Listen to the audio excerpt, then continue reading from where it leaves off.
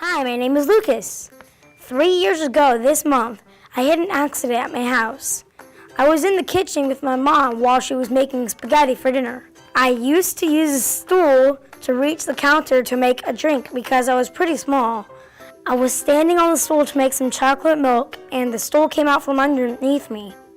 On the way down, I hit the pot of boiling water. The water was all over my right side. I was wearing my school sweatshirt and my mom took it off. She put me in the car and rushed to the emergency room. At the first hospital, all they could do was give me medicine for pain and wrap up my burns. Only special hospitals can treat burns. That special hospital was MUSC Children's Hospital. I rode an ambulance there. When I got to MUSC, later that night, they cleaned my burns. I met a lot of nice nurses and doctors. They took very good care of me. I stayed for a week and they sent me home to see how my burns would heal. After a few weeks, they decided some of my burns were third degree and I would need to get a skin graft. I was lucky because the burns on my face weren't that bad and were healing. I needed skin grafts on my arm and shoulder. So the doctor would take my own skin from my leg and graft that where my third degree burns were. After the surgery, I stayed in the hospital to make sure my body would accept the new skin on my arm. With a lot of help from all the nurses and doctors, I was healing. I was able to go home just in time for Thanksgiving with my family. My name is Ryan Howard. I'm one of the pediatric burn nurses at MUSC Children's Hospital.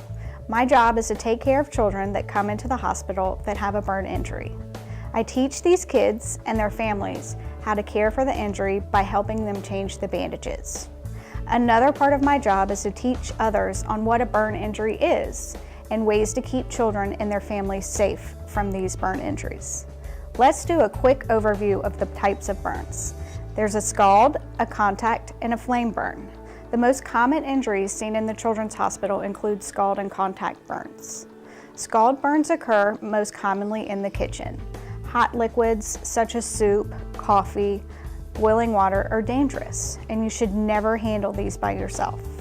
Always have an adult do this. Contact burns can be just as dangerous. These occur when you accidentally touch something that is hot enough to burn you.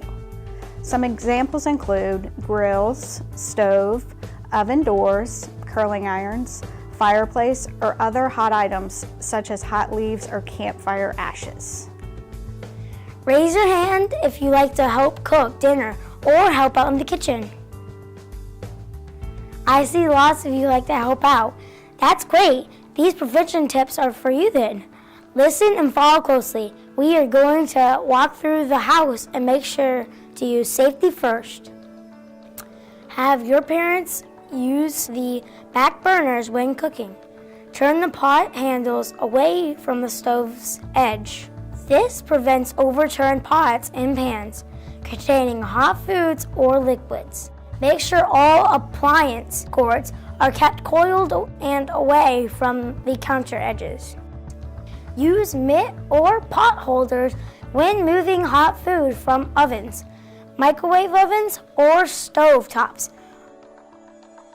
Open heated food containers slowly away from your face so the steam doesn't burn your face. Do not use microwave without help of an adult because these items can be just as hot as if they were cooked on stovetop. Do not hold a child while cooking, drinking, or carrying hot foods and liquids. Keep young children out of the kitchen and at least 3 feet away from any place where hot food or drink are being prepared or carried. Do not leave the oven door down. Do not place babies on the countertops. They can crawl over the hot stovetop.